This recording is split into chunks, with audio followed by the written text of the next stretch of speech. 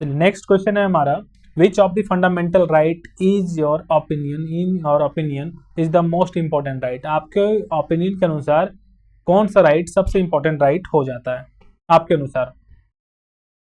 यहाँ पर देखिए, which of the fundamental right is in your opinion the most important right. वो कौन सा इंपॉर्टेंट राइट सबसे, आपके ओपिनियन में सबसे इंपॉर्टेंट राइट कौन सा हो जाता है फंडामेंटल राइट में। उसी को समराइज करना है, its provision and give argument to show why it is important. और उसमें आर्गुमेंट आपको देना है, पॉइंट कुछ लिखने हैं कि यह इंपॉर्टेंट क्यों है, आपके ओपिनियन के अनुसार ही इंपॉर्टेंट क्यों है। तो इसका सही आंसर है, आप ध्यान से देखो, in my opinion the right to constitutional remedies, जो भी कॉन्स्टिट्यूशनल रेमेडीज हैं वह सबसे इंपॉर्टेंट है, सबसे इंपॉर्टेंट चीज है फंडामेंटल राइट का। किस लिए? Because it provided by the Indian constitution this right essentially what makes other right effective enforceable. ये सभी राइट को कहीं ना कहीं इन्फोर्सेबल करता है कि हाँ वो चीज़ें हो रही हैं, अगर उसमें गलती है तो हम लोग उसके लिए हैं, आप उसके लिए वो चीज़ें ठीक हो सकती है। अगर आपको फंडामेंटल राइट को वायलेट करे तो वो देख रहे कौन करता है, कॉन्स्टिट्यूशनल रेमेडीज करती है। तो without this right other fundamental right would be more declaration without any real power. वो सिर्फ फंडामेंटल राइट नाम की रह जाएगी, उसमें पावर आपका नहीं रहेगा। सो कहीं ना कहीं कॉन्स्टिट्यूशनल जो रेमेडीज हैं फंडामेंटल राइट का, fundamental right of constitutional remedies, वो काफ़ी इंपॉर्टेंट हो जाता है, सबसे अधिक इंपॉर्टेंट हो जाता है। कौन सा राइट? Constitutional remedies. ठीक है, इसे हम लोग समझने का प्रयास करते हैं फर्दर। इसके प्रोविजन क्या थे? It allows individual to approach the higher court और सुप्रीम कोर्ट, और कोई भी इंडिविजुअल अप्रोच कर सकता है, सुप्रीम कोर्ट हाई कोर्ट जा सकता है अगर उसका राइट वायलेट किया गया हो। ठीक है, और दूसरा था these courts can issue various type of रीट्स। वह जो है कॉन्स्टिट्यूशनल रेमेडीज में कोर्ट्स अलग अलग तरह के रीट्स को भी निकाल सकता है, जैसे corpus mandamus prohibition and quo warranto, वो सब राइट्स के अगेंस्ट। ठीक है, आर्गूमेंट्स क्या क्या इसमें होने चाहिए? देखो, arguments for its importance, enforcement of right, these right ensure that all citizens have means to enforce their fundamental right when they are violated, जब उनकी राइट को वायलेट किया गया, हस्तक्षेप किया गया, नकारा गया है। This makes is tool for justice again, तो इसके सामने क्या होगा, यह एक टूल की तरह काम करेगा कि उसके पावर का मिसयूज हो रहा है स्टेट से या फिर अदर एंटाइटीज से, अदर गवर्नमेंट के अथॉरिटीज से।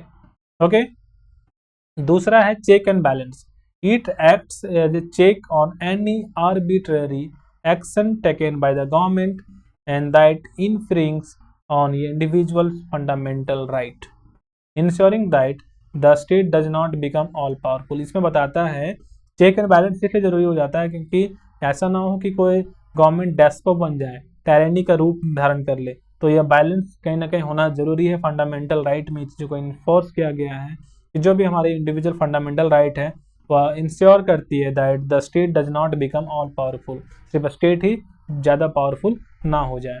ओके, एंड तीसरा है empowerment of individual, it imposes every citizen regardless of their background.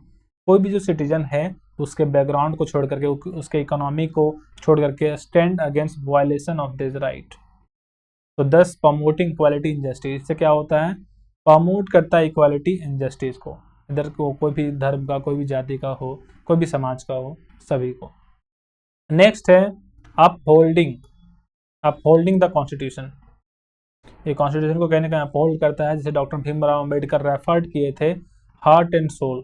हमारी कॉन्स्टिट्यूशन रेमेडीज को उन्होंने क्या कहा था, this was the heart and soul of our constitution because it is the central to the functioning of a democratic state that respect the rule of law, जिसमें कहीं ना कहीं रूल ऑफ लॉ का रिस्पेक्ट होता है। These right fundamental not only in the theoretical framework, या सिर्फ theoretical सिर्फ लिखा हुआ नहीं है कि यह हमारा फंडामेंटल राइट है, लेकिन यह लॉ के अनुसार भी क्या है, प्रैक्टिकल है।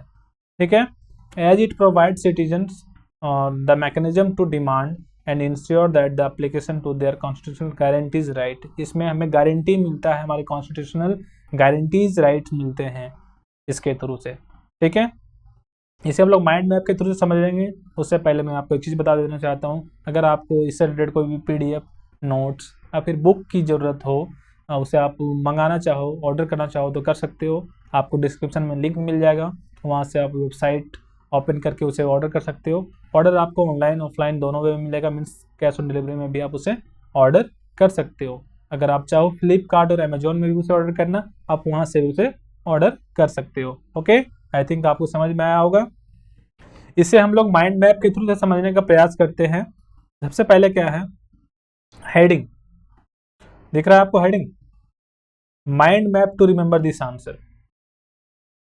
की राइट क्या है, राइट टू कॉन्स्टिट्यूशनल रेमेडीज, इसमें की राइट है क्योंकि हमारा सबसे कहीं ना कहीं जो भी फंडामेंटल राइट है उसमें सबसे जो बेस्ट है हमारे ओपिनियन के अनुसार वो राइट टू कॉन्स्टिट्यूशनल रेमेडीज है, जो अप्रोच कर सकता है कोई भी हाई कोर्ट, सुप्रीम कोर्ट, कोई भी इंडिविजुअल, और वो कोर्ट इशू कर सकता है रिट्स को, इस प्रकार के रिट्स को। इसका इंपॉर्टेंस क्या है, इंपॉर्टेंस है enforcement of right, check and balance, empowerment of individual, upholding constitutional quote से डॉक्टर भीमराव अम्बेडकर ने क्या कहा था, heart and soul of the constitution known as constitutional remedies of our constitution, doctor Bhimrao Ambedkar ने कहा था। And ensure practical application of all fundamental right, और यह कहीं ना कहीं एक प्रैक्टिकल एप्लीकेशन है, एक फंडामेंटल राइट्स है जो हमारी कॉन्स्टिट्यूशन क्या करती है, गारंटीज करती है, हमें अधिकार देती है कि हाँ ये राइट्स होंगी। ओके, तो यहाँ पर हम आपका चैप्टर 2 जो है, चैप्टर 2 का जो भी एनसीईआरटी क्वेश्चन है वह खत्म हो जाता है, ठीक है, एंड हो जाता है। ये आपके इंपॉर्टेंट कुछ क्वेश्चन थे वो एंड हो जाते हैं। उम्मीद है आप लोगों को ये समझ में आया होगा, और नहीं समझ में आया होगा तो आप लोग कमेंट सेक्शन में जरूर पूछ सकते हो, बता सकते हो। ओके, तो चैप्टर 2 जो हमारा था, चैप्टर 2 क्या था, राइट्स इन आवर कॉन्स्टिट्यूशन, जो भी राइट हैं, जो भी फंडामेंटल राइट हैं वो हमारे जो कॉन्स्टिट्यूशन में दिए गए हैं उसके बारे में हमको पढ़ना था। हमने सभी चीज़ों को कवर किया है। आपको जो भी चीज़ें चाहिए आपको मिल जाएगी डिस्क्रिप्शन में, नहीं तो आपको इसका प्लेलिस्ट में आप जा करके देखो, वहाँ पर आपको सारे वीडियोस, सारे अलग अलग टॉपिक के वीडियोस इसमें कवर किए गए हैं। आप वहाँ से सब कुछ देख सकते हो, पढ़ सकते हो, समझ सकते हो। और बुक नोट्स की ज़रूरत है तो आपको मैंने बताया अमेजोन फ्लिपकार्ट में भी अवेलेबल मिलेगा आपको। साथ ही साथ आपको दिए गए लिंक है डिस्क्रिप्शन में, अपनी वेबसाइट जो आपके सामने चल रहा है स्क्रीन पर, वहाँ से भी आपको ये चीज़ें अवेलेबल मिल सकती हैं।